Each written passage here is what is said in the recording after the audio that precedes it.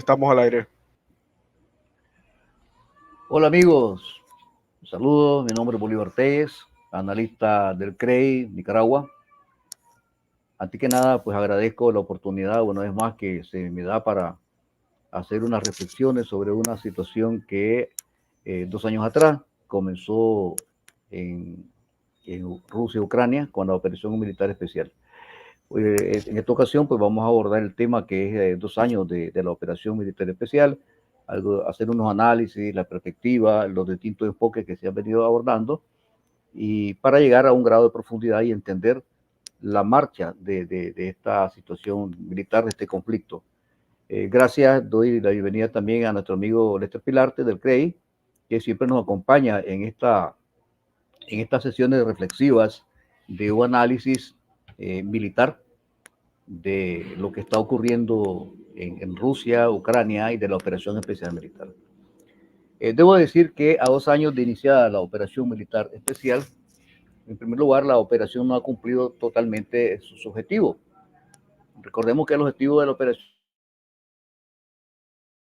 militar especial de Rusia es desnazificar Ucrania y desmilitarizarlo. También todos objetivos muy importantes, aún falta por hacerlo. Otra cosa que hay que mencionar, que es muy importante, que desde el punto de vista militar, el ejército ruso ha ido gradualmente recuperando algunos territorios, aniquilando, neutralizando a las tropas del enemigo hasta el día de hoy, a tanto así que, bueno, tienen lugar Donetsk, Zaporizhia y Avdiivka, recientemente liberada, un centro neurálgico de contención que el ejército de Ucrania fascista siempre lo mantuvo. La situación militar en el campo de batalla se encuentra en este momento. El ejército ruso, la Federación Rusa, de hecho, ha explotado el éxito de las victorias en el terreno militar, tanto en el avance que tiene las tropas del ejército ruso en la dirección de Odessa y en la dirección también que van limpiando todo lo que es el Donbass. En mi opinión personal, en estos momentos, incluso del comienzo de la guerra, de la OMES, las oportunidades que pudo tener el ejército de Ucrania para vencer en el campo de batalla al ejército ruso fueron limitadas. En primer lugar, por una razón sencilla, elemental como militar, y es que la iniciativa del combate, la iniciativa militar la llevó Rusia, el ejército de Rusia, ¿no? Sorprendió a, al gobierno y al ejército de Ucrania con la operación, luego de muchos años por parte del presidente Putin de gestionar, de proponer, incluso a diciembre del 2021, la última propuesta que lanzó a la OTAN, a los Estados Unidos y Europea, para sentarse a negociar una salida sin necesidad de recurrir a la operación especial militar. No le dejaron salida. Las fronteras digamos, de Ucrania con Rusia ya estaban saturadas tanto de laboratorios, de experimentos, como de una agentura que tenían preparado para lanzarla contra Rusia. En este momento ya la posición que tiene el ejército ruso y la Federación Rusa en relación al conflicto militar es de explotación de ese éxito militar obtenido hasta el día de hoy, con la caída de Avdiivka, un centro neurálgico, como repito, donde se concentraba una cantidad de tropas que abandonaron la ciudad y el puesto de mando fundamentalmente. Entonces, en esa parte, la perspectiva, ¿cómo se miran? En el territorio, en el terreno militar, no hay, ¿cómo le diría?, un empate, como pueden decir, no, todo lo contrario, viene de una manera fuerte la ofensiva de Rusia, ha demostrado mejores habilidades tácticas y estrategia en el combate del terreno. Igualmente ha demostrado que tiene una tecnología que la sabe usar, tecnología de punta, como la artillería, los drones, y el soldado ruso es muy bueno, sin duda. Pero hay que hacer notar también que el soldado ucraniano es ruso o de la misma etnia eslava. Por tanto, eso hay que entenderlo porque ellos no se rinden. Es bastante difícil pues, que se rindan. Eso es lo que hasta el momento está ocurriendo en el terreno de combate, donde sigue el avance del ejército ruso para ir limpiando y desnazificando y desmilitarizando las zonas que ya son parte de la Federación Rusa desde la perspectiva jurídica, militarmente y políticamente, porque la población así lo ha decidido. Lo otro que hay que tomar en cuenta en el análisis militar es la parte exterior a Rusia. En estos momentos se está desarrollando unas maniobras militares en el Báltico, en toda Europa. La OTAN la está desarrollando con aproximadamente 900.000 soldados. Se oyen voces para enviar soldados de Europa, de la OTAN, a Ucrania. El día martes hubo una reunión de urgencia en Francia de la Unión Europea con vista a tomar algunas decisiones militares en relación a la pérdida que ya se avisora de la guerra en Ucrania. De hecho, va a caer, no sabemos cuándo, no sabemos si se va a prolongar la guerra, pero hay todo un interés por parte de los dirigentes de la Unión Europea, aunque algunos se retractan, de hacer una guerra también la OTAN con Rusia. Se menciona dentro de las voces de la información militar que llega, que quieren golpear Transnistria, que no es de Rusia, pero hay una población prorrusa. Hay como 3.000 soldados de Rusia que quedaron bajo el resguardo de unos almacenes de la era soviética. Y también le quieren golpear a Kaliningrado, ¿no? Recordemos que Kaliningrado está pegado a Polonia y es parte de Rusia. Ya lo dijo el secretario de Seguridad y Defensa, Medvedev, el vicesecretario, que si golpean a Rusia, a Kaliningrado, pues Rusia tendrá que responder con toda la energía y la potencia que existe, ¿no? En todo caso, hay una situación internacional no de preguerra, de guerra, diría yo. Y una cosa importante ya para cerrar mi parte reflexiva, es que nosotros ya estamos, y eso es que yo al menos lo digo así, con toda claridad, nosotros ya estamos en una guerra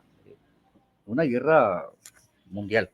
Sería muy atrevido si digo que no, no es cierto, ¿cómo no? Si estamos en una guerra, porque hay una guerra económica contra Rusia y contra los pueblos de América Latina, de África, de los mismos pueblos de Europa.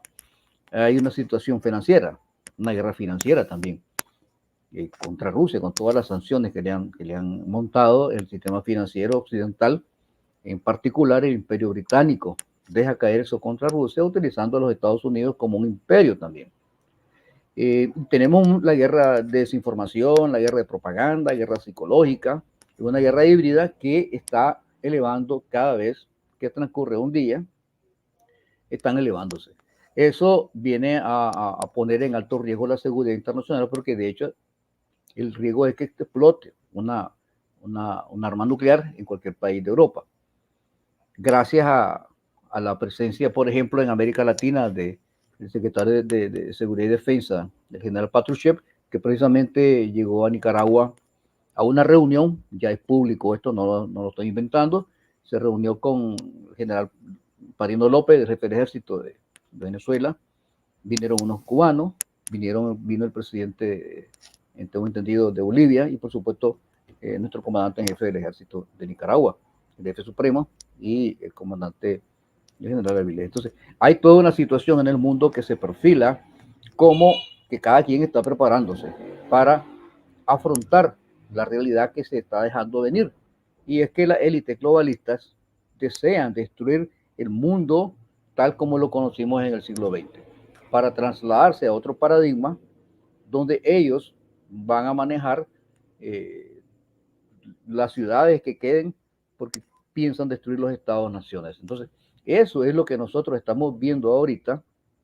Estamos viviendo la destrucción del sistema financiero, sistema económico, destrucción de la parte del comercio internacional, lo están destruyendo, destrucción de la familia.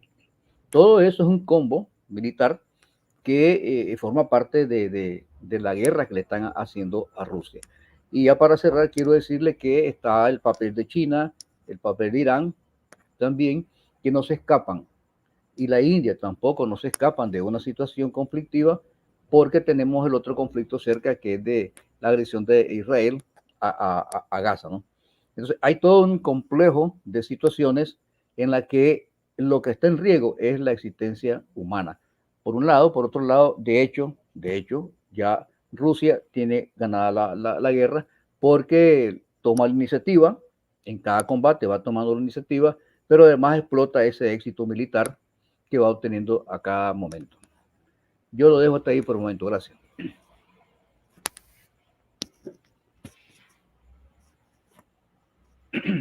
Bueno, le damos la bienvenida al profesor Manuel Espinosa, director del CREI, que acaba de ingresar a la conferencia. Vamos a darle espacio. Bueno, muy buenas noches, estimados amigos, participantes del curso sobre fundamentos de la geopolítica que venimos realizando en base al libro del maestro Alexander Dugin.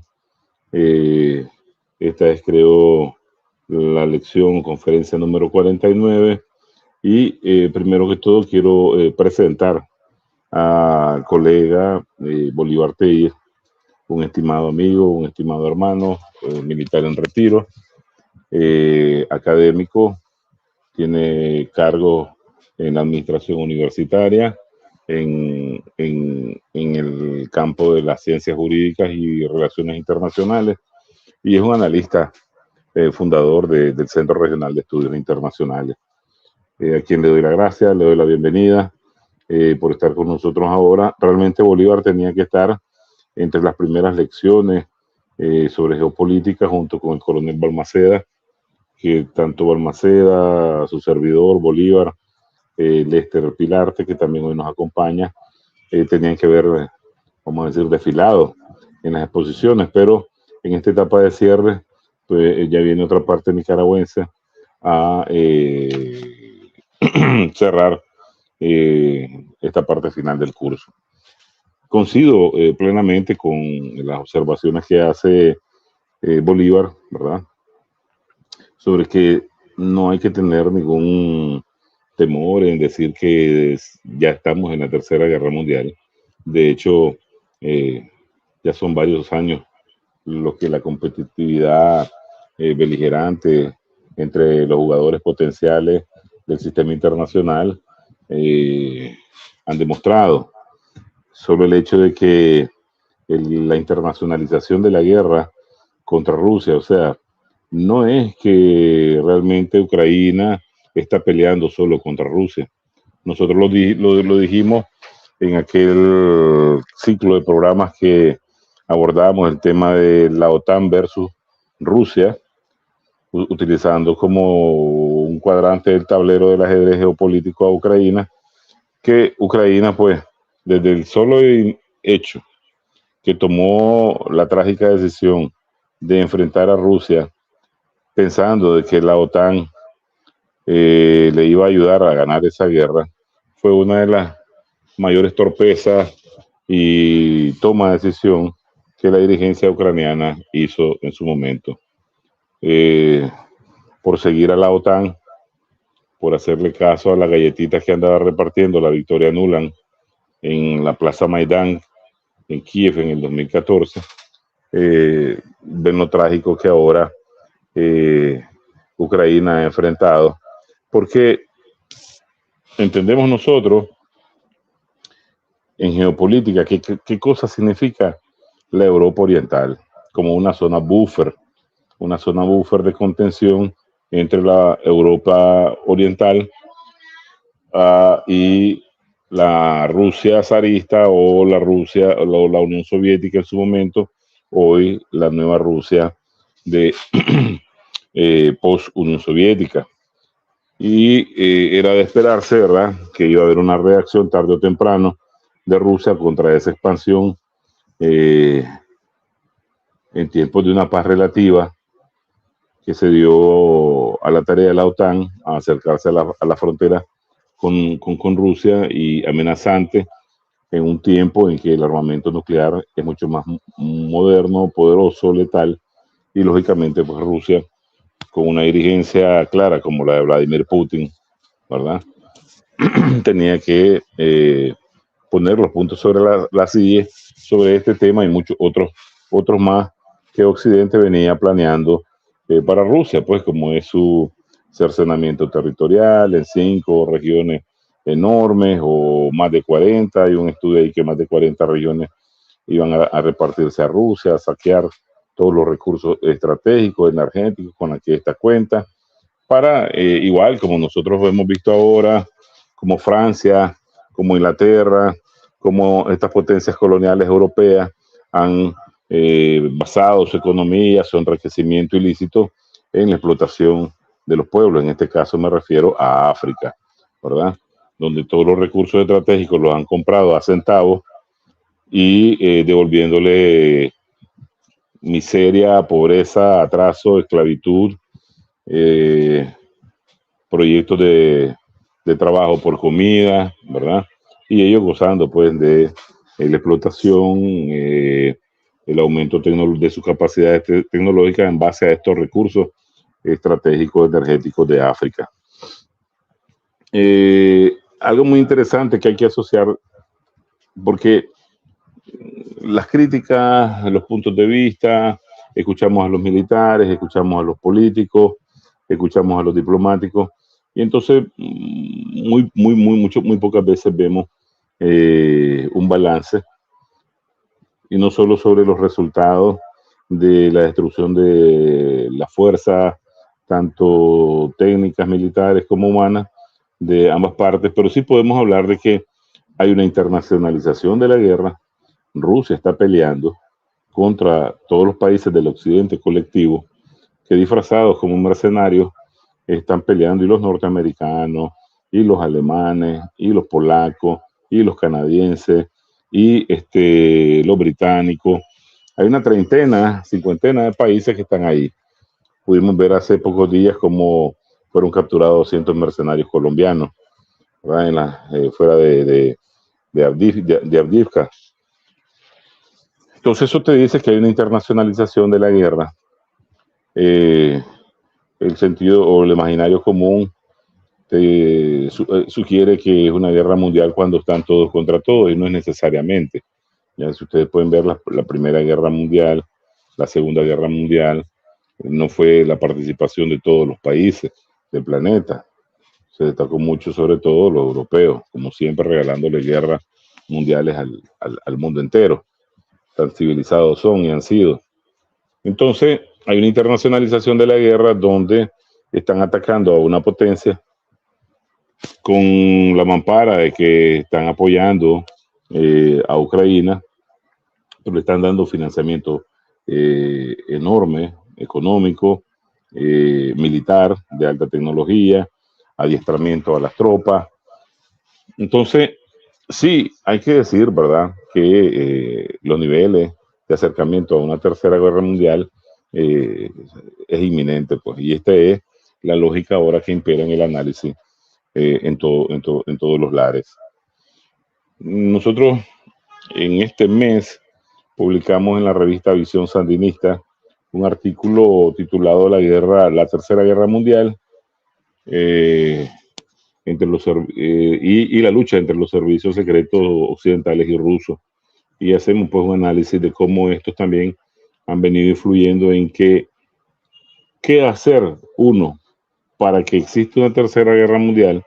Recuérdense que hay una Agenda 2030 de exterminio de la humanidad, y esta guerra encaja como en esos planes maquiavélicos de esa agenda, y a quienes no le beneficia. Entonces, mientras que al occidente colectivo, al complejo militar industrial, le beneficiaría una tercera guerra mundial, a Rusia no. Porque si bien es cierto, Rusia está creando capacidades militares muy asombrosas, rápidas. Podemos ver la producción militar del año pasado, cómo se ha aumentado la fabricación de piezas de artillería, de misiles, de drones. Solo en drones se produjeron más de 25,000 drones Ya ni se diga todo lo que es la técnica militar blindada, tanto en tanques o medios de transporte. Eso se ha convertido en un disuasivo para los adversarios, para los adversarios de Rusia, de la Federación Rusa. Entonces, cuando nosotros escribimos, recuerdo que en el primero o segundo mes que se inició la operación especial militar rusa en Ucrania, definíamos con bastante seguridad analítica que Rusia debía de avanzar por lo menos a la mitad de la parte oriental de Ucrania. ¿Por qué? Porque ahí estaba la mayor cantidad de población prorrusa, los rusos también originarios, y eso le iba a permitir a la operación definirse más en cuanto a una línea de contacto o de un frente más estable. Entonces, en términos de geopolítica, si nosotros entendemos esa lógica de Mackinder sobre el Heartland, que quien controla la Europa oriental puede controlar el Heartland, y sucesivamente quien controla Heartland controla la isla mundial, y quien controla la isla mundial controla el mundo. Entonces ha venido una batalla silenciosa en la expansión de la OTAN a raíz que cae la Unión Soviética por Europa Oriental, pero de nuevo pues hay una disputa ahora por esa zona buffer en la que hay que incluir a Ucrania, que es la que estamos viendo hoy. Pero ¿qué es la gran ganancia? No solo en términos de aniquilamiento de los recursos, vamos a decir, humanos militares o la técnica militar de Rusia sobre Ucrania. Conocemos pues que prácticamente la situación del ejército ucraniano es muy difícil, y lo ha dicho a gritos partidos el comediante que tienen de presidente Zelensky, que no tienen una defensa antiaérea, que no tienen municiones de artillería, que la ventaja de la cantidad de los disparos de artillería, del volumen de fuego artillero de Rusia supera en mucho al de los ucranianos, y que la ayuda de Occidente hoy más que nunca define la guerra entre Ucrania y Rusia. Entonces, y esa situación pudo haberse dado desde temprano si no ese financiamiento económico y ese suministro de armamento de Occidente no se hubiese dado. Sin embargo, tiene su lógica para la estrategia rusa llegar hasta donde están. Y no porque no puedan avanzar más, ¿verdad? No porque no tengan, y apenas está 1/3 de las fuerzas rusas, sin convocar a más llamados de servicio militar, etcétera, etcétera. Esa línea de contacto, en términos de geopolítica, nueva que existe, esa línea del frente, que nosotros podemos ver, que ya supera lo que antes se pretendía liberar, que solo era Luhansk y Donetsk. Es una línea que te está creando una zona buffer para largo tiempo, ¿ya? Una zona buffer de aseguramiento que más adelante ya no pueden pasar para ser más efectivo su ataque artillero o de los drones en el territorio ruso, ¿ya? Y que somete a Ucrania a pasar a una técnica de defensa activa. La ofensiva que ellos iniciaron con grandes pompos y platillos, pues prácticamente no tuvo resultados, fracasó. Tuvieron una enorme pérdida también de recursos humanos, de soldados y de técnicas. Y ahora, al haber perdido todos estos recursos, más no tener la suficiente cantidad para pasar a una nueva ofensiva, ni haber afectado esa línea de contacto, pues no les queda más que mantener esa línea activa de defensa. Dependiendo, como decía siempre, pues de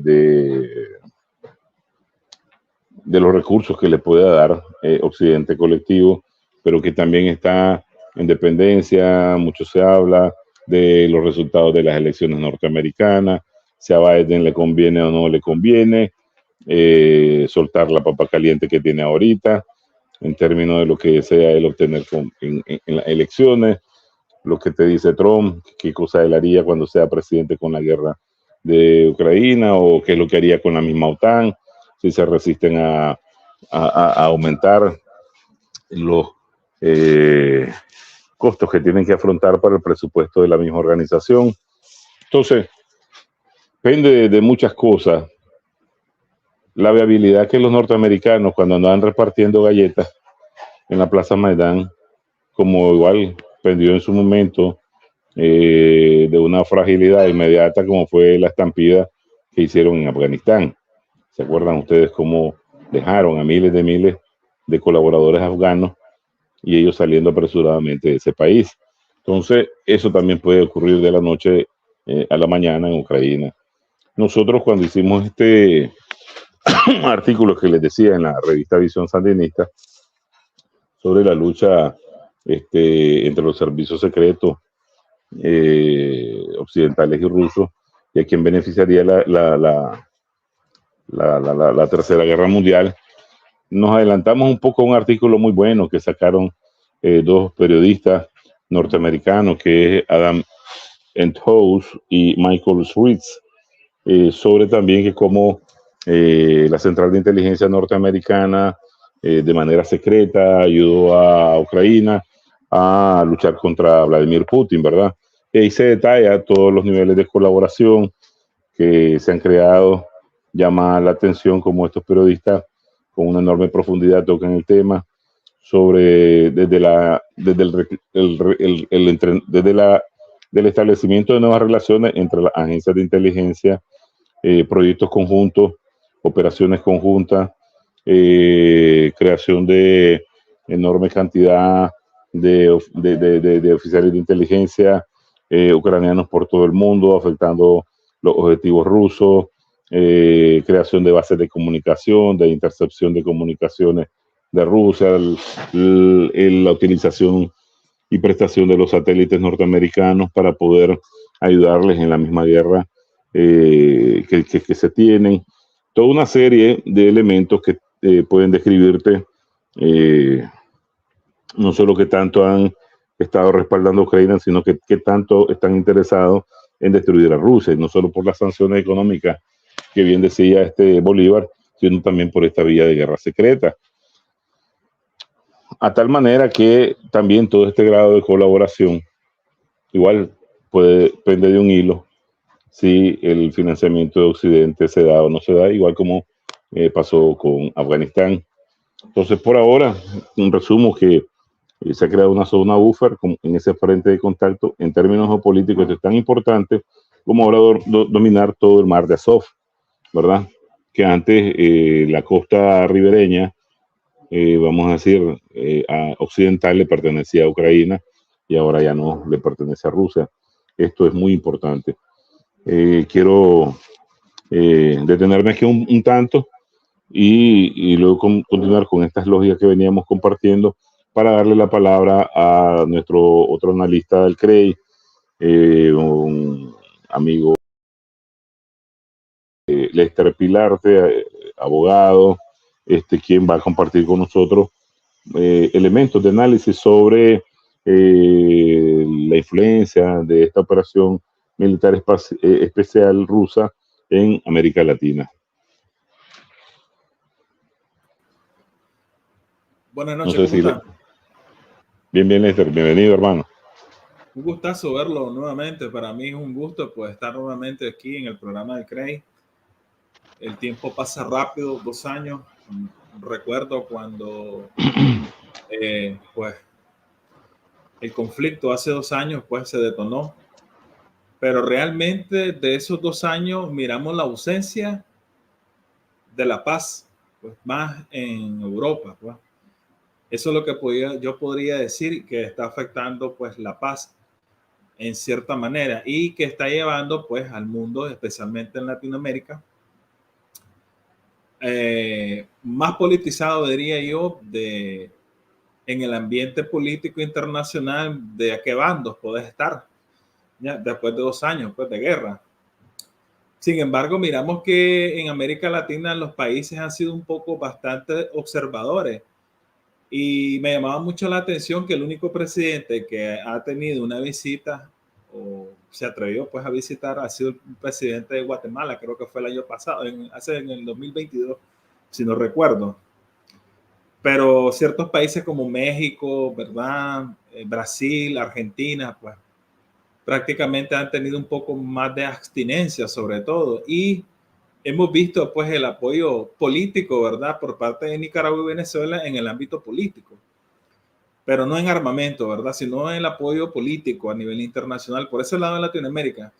Porque la verdad es las cosas de que a medida que ha pasado 2 años, miramos la ausencia de la paz, pues, en medio de un conflicto que lo que ha llevado, pues, cuando se está en una guerra es prácticamente intereses, pues, de las potencias, principalmente, pues, la de Estados Unidos, que le beneficiaba un poco más de que este conflicto, pues, se rompiera y el rompimiento de la paz a nivel internacional y la escalada que está teniendo por los puntos de efervescencia que están estallando las guerras en otros lados. Pues ya miramos la guerra, pues, que Yemen, prácticamente, pues, el conflicto israelí-palestina.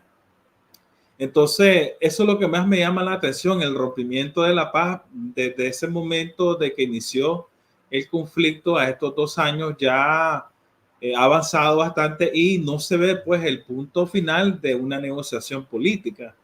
Sin embargo, pues miramos la entrevista del periodista Carl Larson, creo que si no estoy equivocado el nombre, el periodista norteamericano que fue a hacerle la visita al presidente Vladimir Putin, pues y el presidente dijo pues de que está pues anuente pues de hacer una negociación política y sin embargo él dijo si esa negociación de paz prácticamente lo teníamos a la puerta del horno pero se quemó el pan porque incluso mencionó al presidente Boris Johnson diciéndole que él fue el que interrumpió.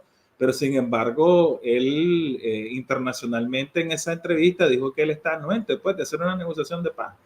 Y el periodista pues se dio cuenta de que Putin está pues anuente para una conversación política, una solución diplomática. ¿Y qué se ocurre pues en todos estos 2 años? Es la guerra de información que el presidente Putin dijo que prácticamente pues es imposible ganarle a Estados Unidos en ese aspecto. Pero volviendo a América Latina,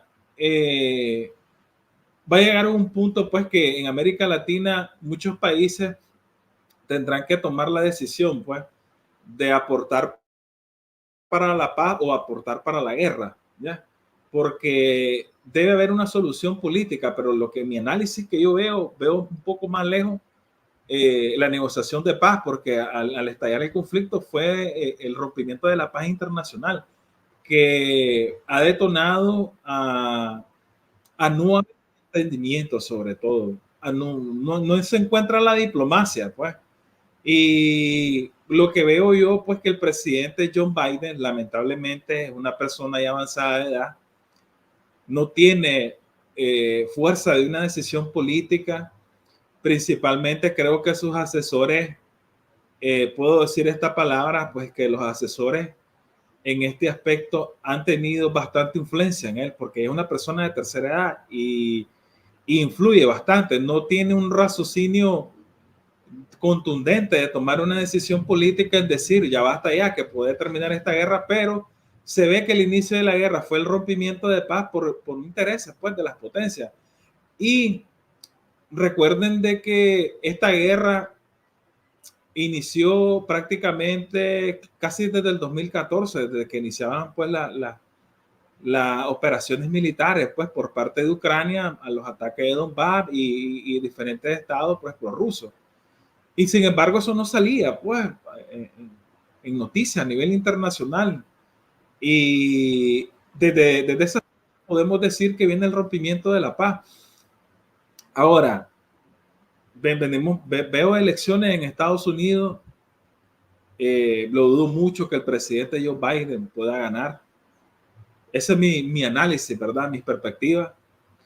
Y en Ucrania prácticamente también algo muy importante que ha pasado, pues, y digo yo, pues, porque nosotros lo vivimos aquí en Latinoamérica, en Nicaragua, especialmente cuando hubo una guerra civil, es la migración que se está dando en Europa, ¿ya? En diferentes partes de países, especialmente pues que la migración que se está dando es por la guerra.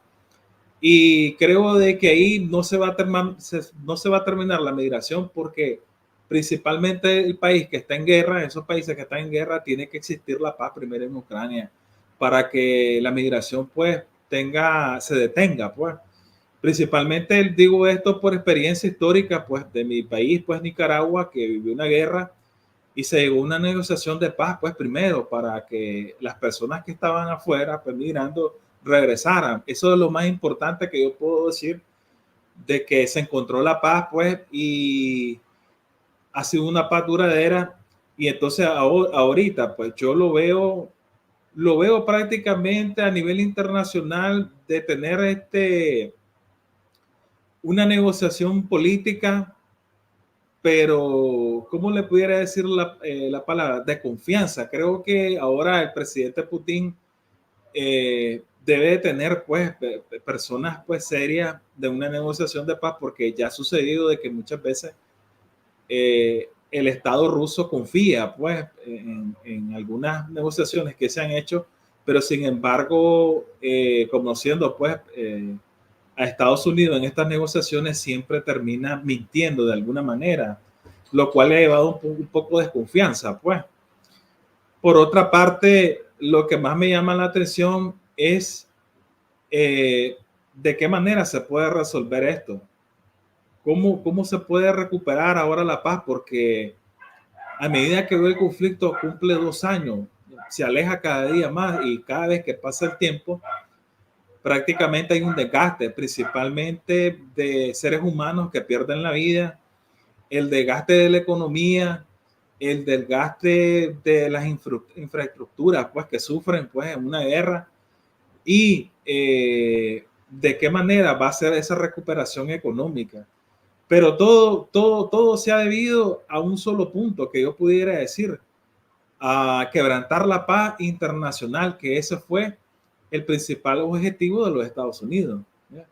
Porque hay que recordarles a todo el mundo que hubo unos acuerdos de Minsk que no fueron respetados, y si hubiera sido respetado, creo que la paz internacional todavía estuviera reinando.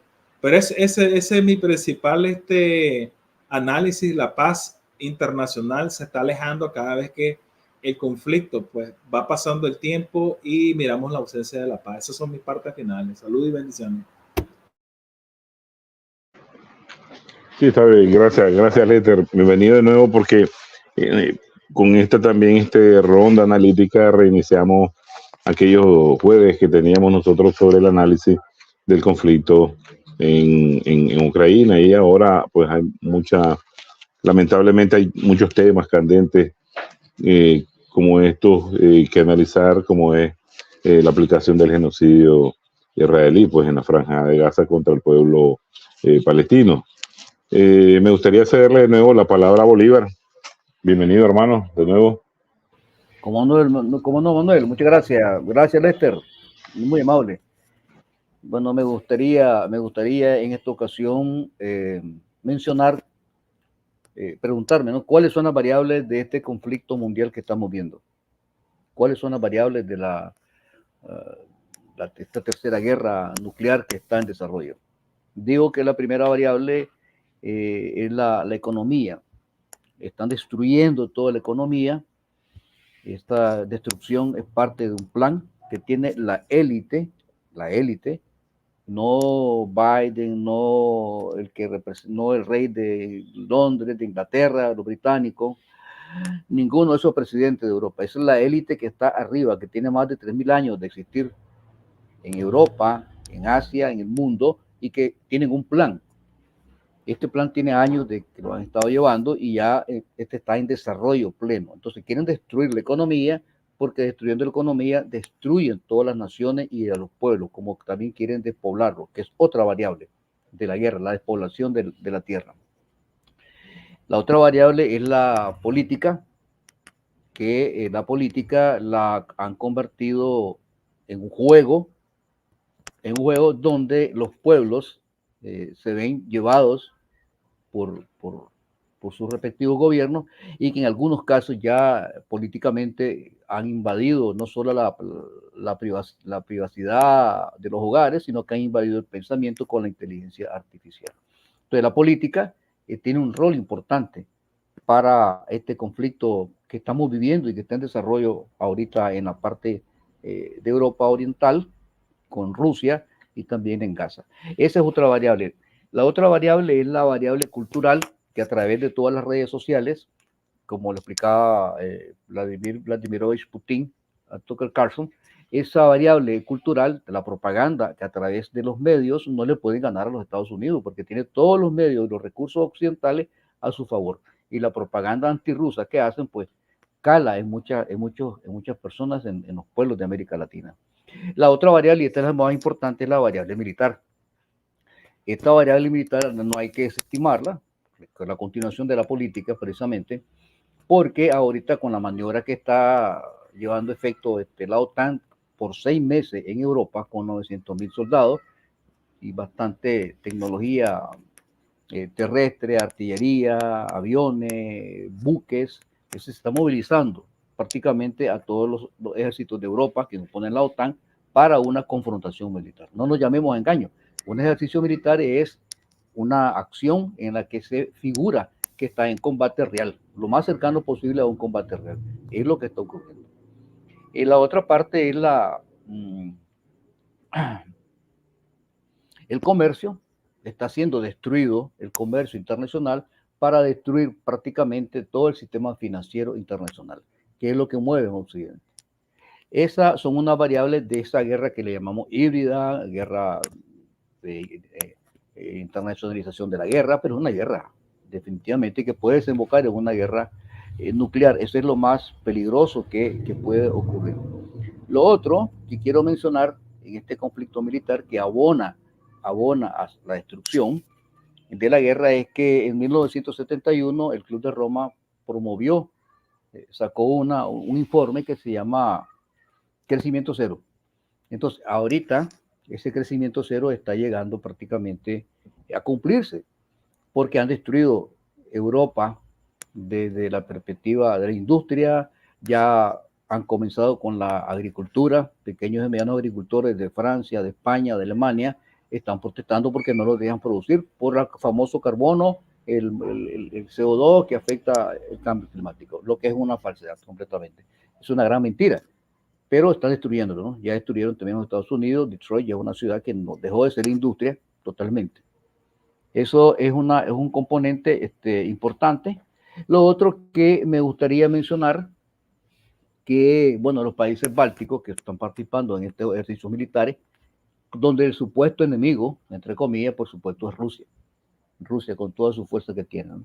Ahí está Lituania, Letonia, Estonia, está Finlandia también ahorita. Moldavia, que es un pequeño país como de 5 millones de habitantes, también participa en esto. Y todos están en la frontera cercana a Rusia. No solamente Ucrania también. Eso pone en alto riesgo la seguridad internacional, no solamente la seguridad de Rusia como federación, como nación, como Estado, también en Europa y el mundo entero, por una cosa que se puede hacer. Y lo otro es que quiero mencionar lo siguiente. El mundo ha vivido un ciclo de paz que yo lo manejo de la siguiente manera. Por ejemplo, de 1945 termina la Segunda Guerra Mundial hasta ahorita, en 2024 hay un ciclo de vida de aproximadamente 74 años. 74 años, unos más, otros menos, puede ser 75, 76. Nos vamos a los Estados Unidos, voy a poner otro ejemplo de un ciclo de vida, porque es importante tomarlo en cuenta esto también como variable de este conflicto militar mundial. Es que en los Estados Unidos se genera la revolución independentista o independencia a través de una guerra en el año 1775-76. Entonces, de esa época que se independiza en el 77 hasta 1860-65, la guerra civil, exactamente hay un periodo de ciclo de vida de 80 años. Y luego, del 65, 1865 al 45, hay 79 años en los Estados Unidos de paz, cuando se rompe cuando se termina la Segunda Guerra Mundial. Quiero poner estos ciclos porque para mí son variables de un conflicto militar. ¿Y qué pasó con digamos, de 1945 hasta acá? Son prácticamente 79 años de un ciclo de vida. Entonces, estamos a las puertas y eso la élite que es la que verdaderamente manda en el mundo, no los presidentes, conoce estos ciclos de vida y los manipula. Y entonces estamos entrando a ese ciclo de vida del 45 al 24 a 25, para generarse ese conflicto militar. Les conviene ese conflicto militar, porque quieren destruir el orden social establecido después de 1944, cuando se organizó Bretton Woods, cuando se organizó en Yalta la reunión de Churchill, Stalin y el presidente Roosevelt, y tomaron una serie de acuerdos. Luego vino el Bretton Woods y nace el Fondo Monetario, Banco Mundial, Banco Internacional de Pago, el GATT. Entonces, toda esa estructura, incluyendo la ONU, quiere desaparecerla. Ese es el fin. Es el fin de ellos, de destruir todo, porque quieren sumarse a ejercer un mayor control. Ya controlan el sistema monetario, la élite, ya controla el sistema financiero, ya lo tiene en sus manos, ya controla las tierras, ya controla las minas, los recursos naturales, ya, y donde no las controla, impulsan, como parte de esta guerra mundial, las famosas revoluciones de colores, que es el cambio de régimen, le llaman ellos. Quitar a los presidentes que no le hacen el favor al imperialismo norteamericano y al imperialismo de Londres, que no ha desaparecido también. Pero hay otra variable que la quiero tomar en cuenta, y es la guerra civil en los Estados Unidos. Los Estados Unidos tienen también un ciclo de vida. Como lo mencioné en 1775, 1860, son 80 años. Primera guerra. Después está, lo otro es 1945 a 2024 o 25, hay 77, 79, 80 años. Es decir, hay un ciclo de vida y es posible, está la gran probabilidad que como parte del conflicto mundial que estamos viviendo, también explote un conflicto como una guerra civil en los propios Estados Unidos, en el seno de los Estados Unidos, y eso conformaría la destrucción de los Estados Unidos y la destrucción de todo el comercio internacional, de la economía, porque los Estados Unidos son una potencia, y potencia nuclear, económica, financiera, que está perdiendo su lugar en el mundo unipolar, porque está emergiendo un mundo multipolar que trae otras opciones para convivir en paz. Esto último es lo que estamos ahorita a las expectativas, que el mundo multipolar, los BRIC, la Unión Económica Euroasiática, como otras variables también de este conflicto, la Organización para la Cooperación de Shanghái, son organizaciones emergentes que abonan, que aparten de la premisa de que todos podemos convivir en paz, respetando a todas las naciones, estados y pueblos del mundo. Esas son las variables que yo veo ahorita en el conflicto militar, que nació sí en Rusia, claro, porque le querían caer a Rusia en primera instancia. Por eso el presidente Putin tuvo que tomar esa decisión.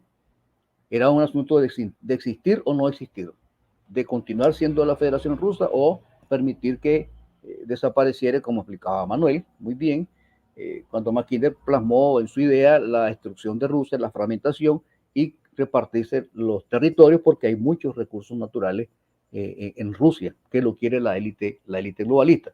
Digo élite, no es ningún presidente de Europa o de los Estados Unidos, eso solo son los que ejecutan la orden, ¿no? Por mucho dinero que puedan tener, la gente que está detrás de todo, esa es la que verdaderamente manda. Y esperemos que, como decía Lester, bueno, se pueda llegar a una reunión donde se vaya a negociar. Pero ¿quiénes van a negociar? Esa es mi pregunta. Putin ha querido negociar. Cuando la Segunda Guerra Mundial, la Gran Guerra Patria para la Unión Soviética, había con quien negociar. Estaba Winston Churchill, estaba el presidente Roosevelt y estaba Joseph Stalin. Pues negociaron. Un eje occidental, por decirlo de esa manera. Había personas con quien negociar, pero ahora no encuentra nadie, el presidente Putin, con quien negociar. ¿Se podría negociar? Yo aquí especulo, pero bueno, se podría negociar si Trump llega a la presidencia, porque no es que sea amigo de Putin, ni tampoco de Xi Jinping, ni de los países latinoamericanos, pero es una persona que representa un proyecto político de una élite también. Eso hay que tenerlo presente. Yo no soy fan de ese presidente de ninguna manera. Soy analista y como analista yo valoro que la única manera que se puede parar esto es si gana la presidencia y no le hacen la guerra civil, no se genera, podría ser que se negocie. Y ahora sería China, Rusia, India, Estados Unidos, pero con este señor de presidente.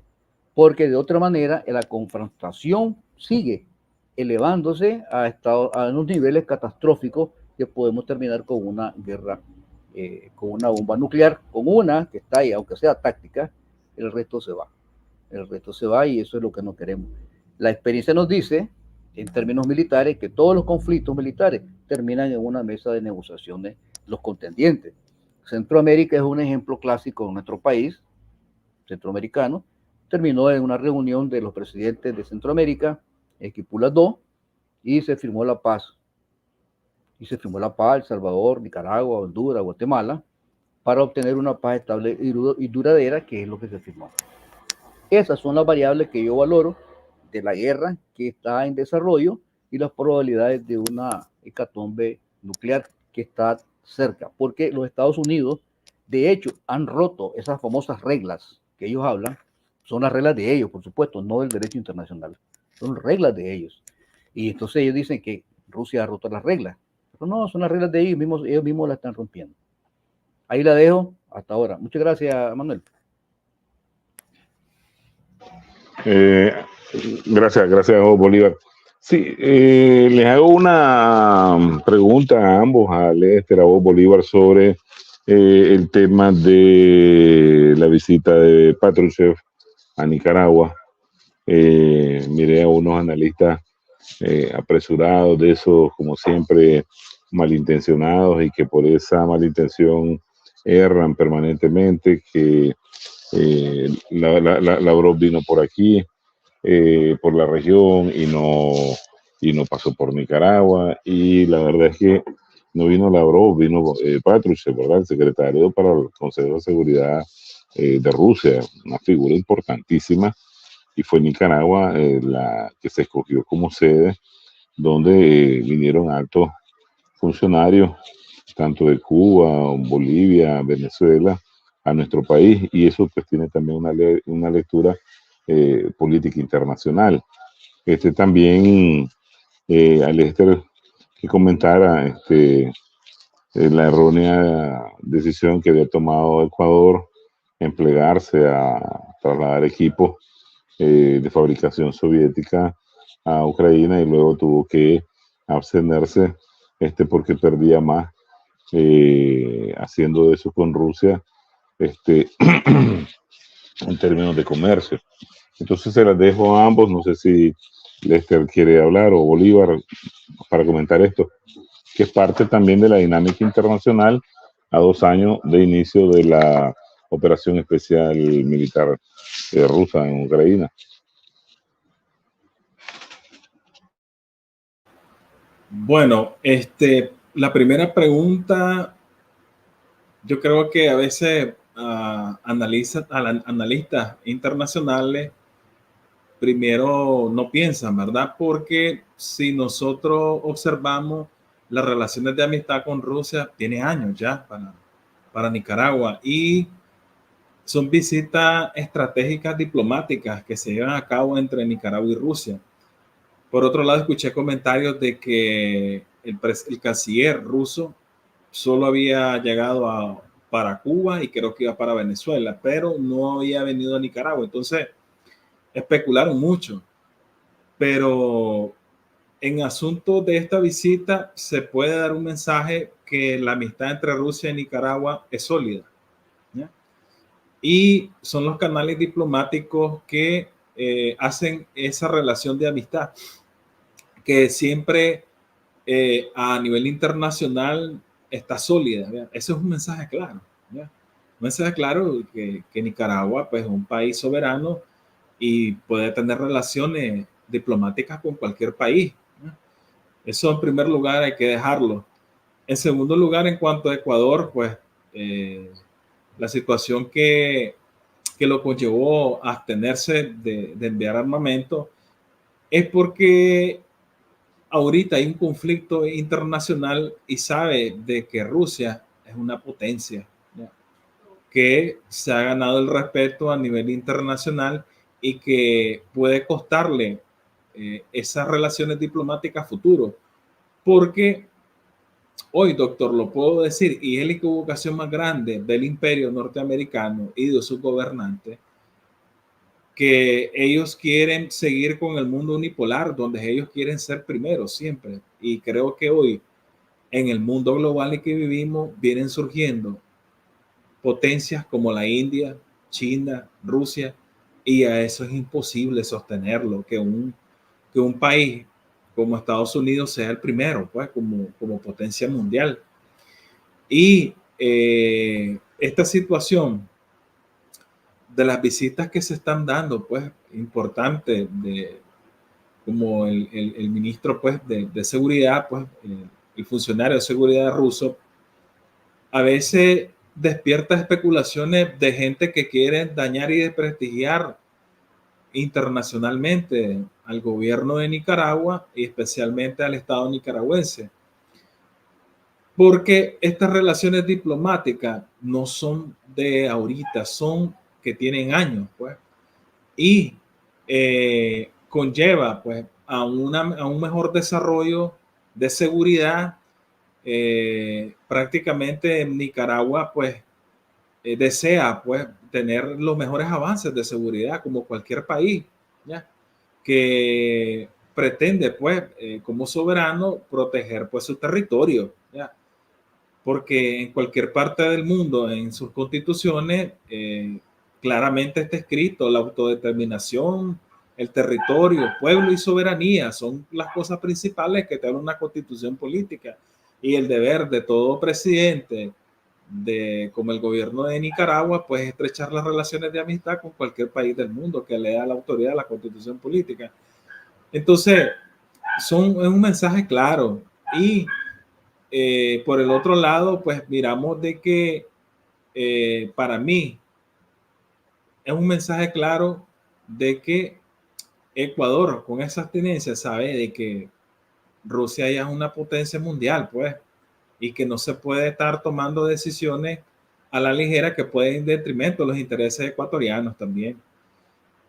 Por este lado, yo lo puedo decir de que, o me atrevo a decir, creo que voy a ser, pues, un poco más un visionario, pues, que Estados Unidos tiene que darse cuenta que ya no es la primera potencia del mundo, sino que vienen naciendo tres más: India, China y Rusia.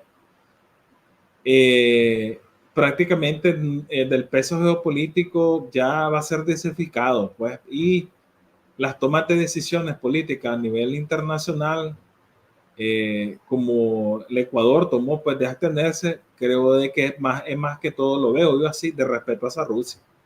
Un respeto grande, pues, sobre todo ese tipo de abstinencia, pues, que se está presentando. Esas son mis palabras finales. Bolívar. ¿Cómo no? Gracias, Manuel. Gracias, Lester. Lo que pasa es que los analistas occidentales, latinoamericanos, una buena parte de ellos, el enfoque y la mentalidad, su manera de pensar es muy occidentalista. Eso por un lado. Hay muchos, digamos, personas que odian a Rusia, lo dicen con todas las palabras. Y por otro lado, hay personas que desconocen el mundo de la diplomacia y las relaciones internacionales. Como decía Lester muy bien, Nicaragua tiene establecidas relaciones diplomáticas, políticas con la Federación Rusa desde hace muchos años, no desde ahora. Recordemos que en el 45, 44, cuando los Estados Unidos le declara la guerra a Alemania de Hitler, Occidente y América Latina se suma a esa decisión de los Estados Unidos y Nicaragua también. Pero sumarse no significa solamente decir, sí, ahora estoy contra vos. No, es también completar la formalidad de ese proceso y entonces se establecen relaciones diplomáticas con la Unión Soviética en aquel momento, que después se rompieron con la Guerra Fría, sí, está bien, pero ya estaban esas relaciones. Se volvieron a establecer en los 80, se rompieron en el 90, los gobiernos neoliberales, y luego en el 2006 el comandante Ortega los retoma hasta el día de hoy, con unos resultados altamente fructíferos, porque es un derecho soberano de este país, Nicaragua, establecer relaciones diplomáticas, políticas, económicas, militares, con aquellas naciones que deseen tener relaciones con nosotros, con los nicaragüenses, con nuestro gobierno. Y quiero mencionar aquí que la política diplomática, la política exterior de Nicaragua ha tenido éxitos en las relaciones actuales, muy buenas. Entonces, que la venida del secretario de Seguridad de Rusia, general Patrushev, genera una serie de expectativas, sí la genera, claro que la genera, porque no están acostumbrados a que venga una personalidad de relevancia como el secretario de Seguridad de Rusia a América Latina, o el ministro del Exterior, Sergei Lavrov. Ellos están acostumbrados solo a que vengan, a que se mueva la general Richardson por toda América Latina, y muchos países le rinden la pleitesía. A eso es que están acostumbrados, pero que venga alguien de China, de Rusia, o de la India, o de Irán, a un país centroamericano, latinoamericano, no están acostumbrados, y obviamente su respuesta es agresiva, es tergiversar cualquier cosa que vengan a hacer a este país. Ahora bien, si bien es cierto, Nicaragua fue la sede porque vinieron de Venezuela, altos responsables, representantes de Cuba, Venezuela, de Bolivia, y nuestro gobierno estuvo presente, pues hoy son reuniones diplomáticas de colaboración en materia de seguridad internacional, porque el orden de seguridad internacional establecido, acordado en Bretton Woods y en Yalta, en Crimea, lo rompieron los Estados Unidos, lo rompió la élite. Entonces ellos han destruido ese orden, esa seguridad internacional y el desarrollo. Entonces ahorita lo que está generándose, y esa es una evidencia que haya venido el general Patrushev, se está generando gradualmente una nueva arquitectura de seguridad internacional que le brinde esa seguridad a todas las naciones. Es decir, se están haciendo, formando protocolos, acuerdos, convenios, precisamente para garantizar una cosa, que todos los pueblos del mundo somos amantes, y es de la paz. Es paz. Ahora, que a ellos no les guste, pues, si no les gusta, ni modo, pues, pero Nicaragua es soberana y libre y puede establecer los vínculos políticos o diplomáticos con cualquier nación que también desee establecerlo con Nicaragua. Y las relaciones diplomáticas con Rusia en materia de cooperación internacional, económica, comercial, farmacéutica, hombre, son muy buenas. Están pasando por su mejor momento con Rusia actual. Y tanto nosotros tenemos confianza en Rusia, le damos todo su respeto, como también ellos respetan a una nación pequeña de 130.000 kilómetros cuadrados, una nación que tiene 17 millones de kilómetros cuadrados, 150 millones de habitantes, y nosotros tenemos una cantidad aproximadamente de 8 millones. Es decir, ese tipo de relación y cooperación de respeto que soberanamente Nicaragua exige, y eso es lo que hace el presidente Ortega.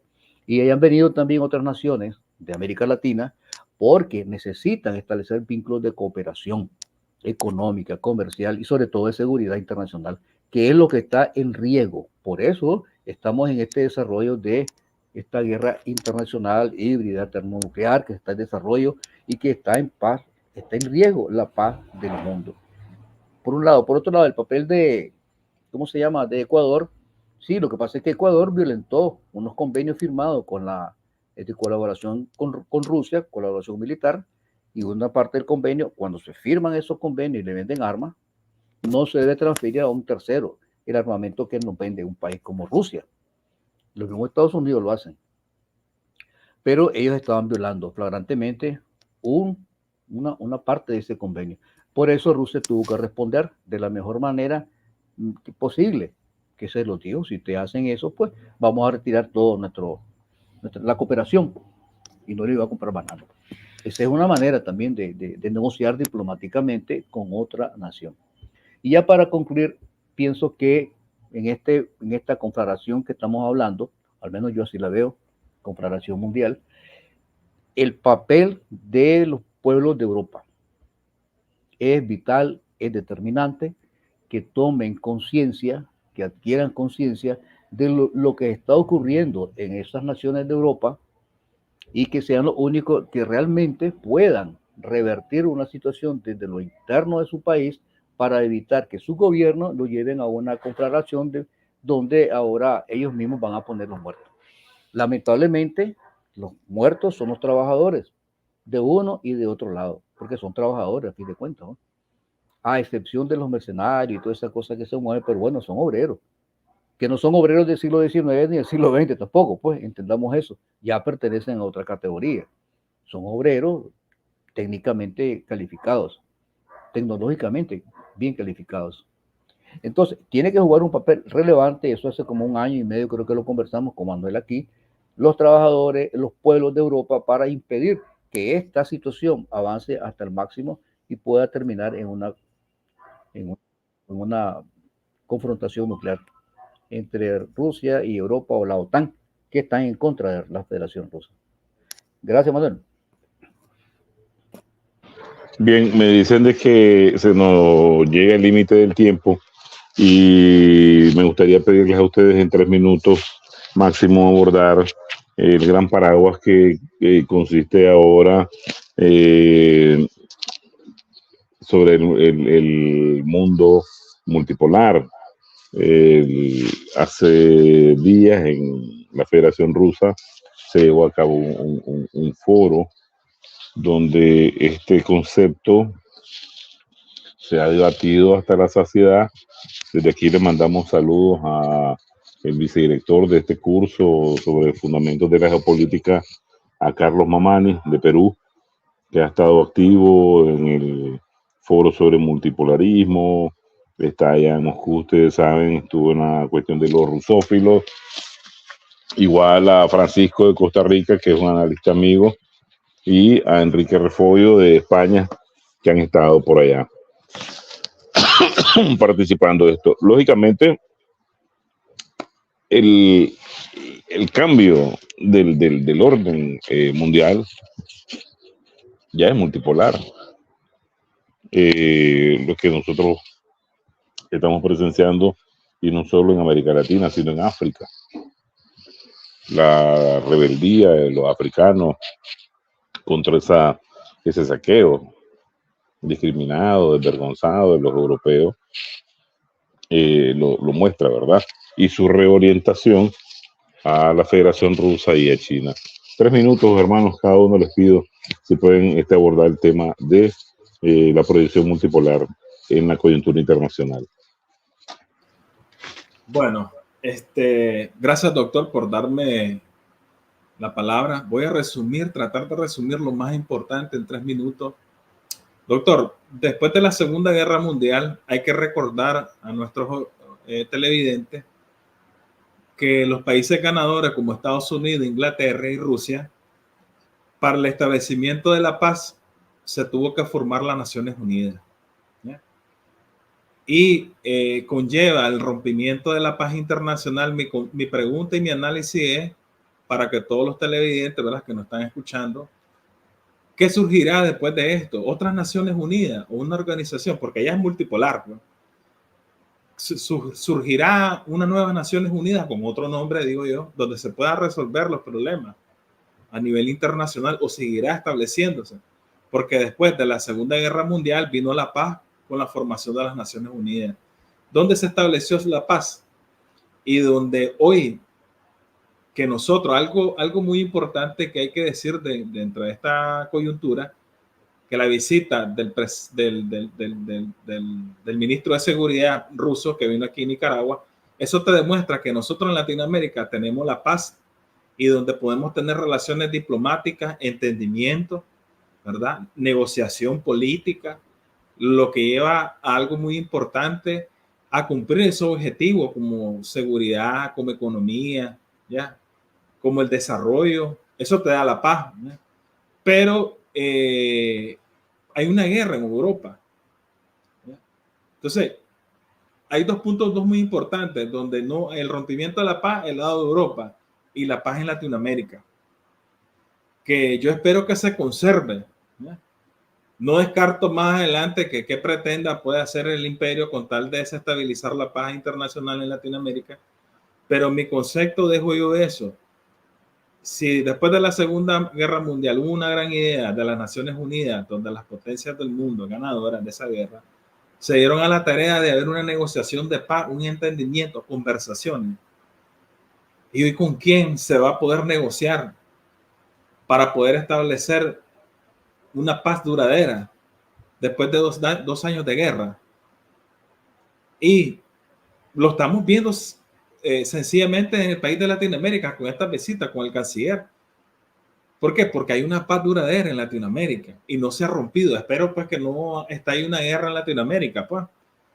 Que no den la tarea, pues que puede ser que la CIA o el imperio tenga planes para desestabilizar el rompimiento de la paz. Recuerden que eso es algo muy importante, porque en Latinoamérica hay paz, vienen países hermanos a visitarnos para que nosotros conversemos, tengamos entendimiento. Las dos caras de la moneda, en Europa una guerra y en Latinoamérica la paz. ¿Qué tan importante es el entendimiento, la negociación?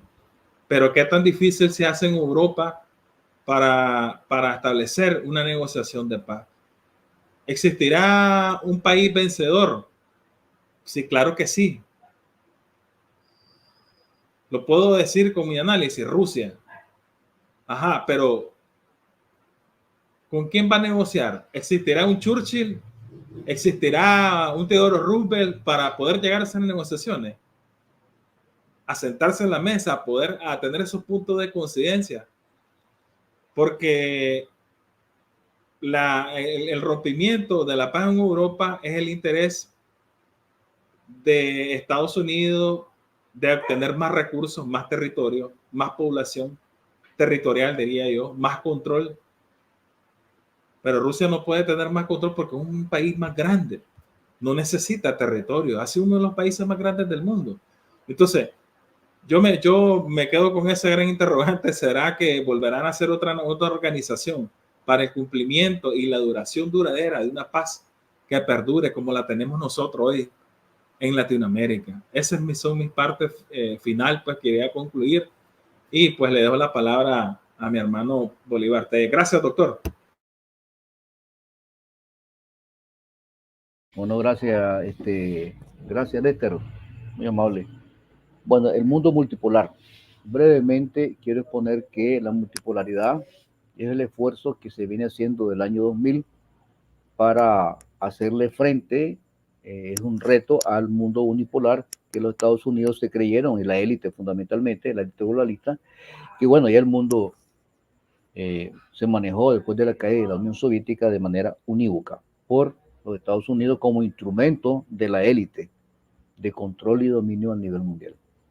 La multipolaridad es un esfuerzo que hacen algunas naciones, como Rusia en particular, China, la India, Sudáfrica y Brasil también, porque necesita la sociedad mundial una nueva estructura internacional, porque la que quedó después de del pacto de Yalta, de Churchill, Roosevelt, Stalin y de Bretton Woods, esa ha sido destruida por la élite, la está destruyendo.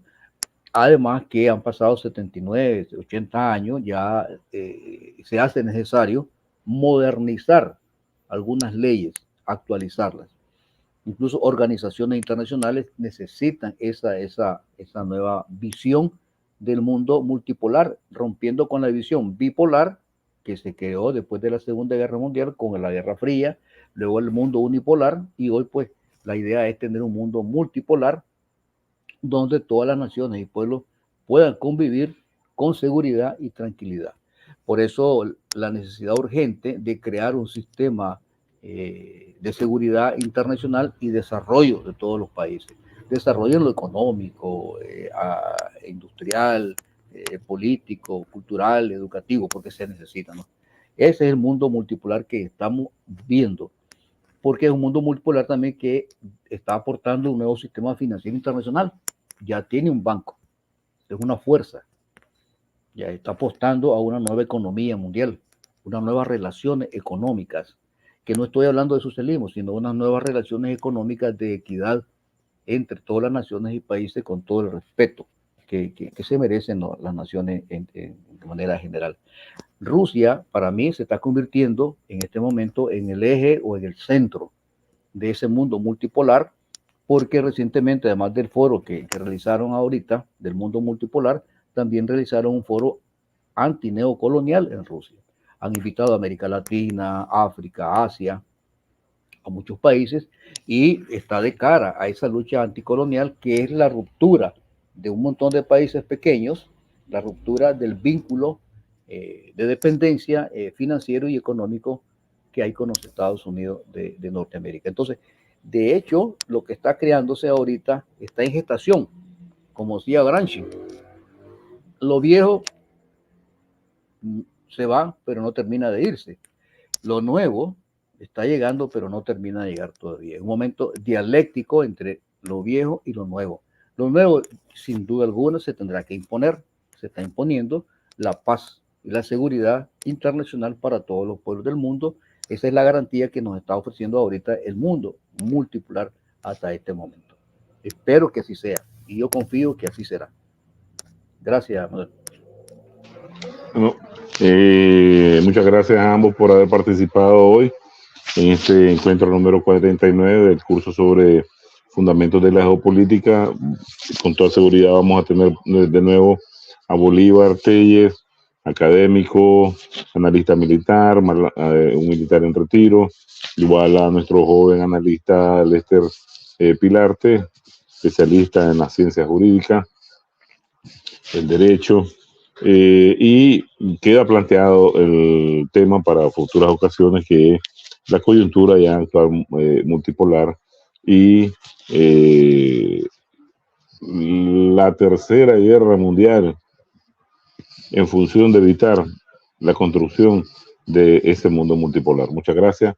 Nos despedimos ahora de todos y hasta la próxima, hasta el próximo encuentro, hermano. Hasta la próxima. Saludos. Saludos.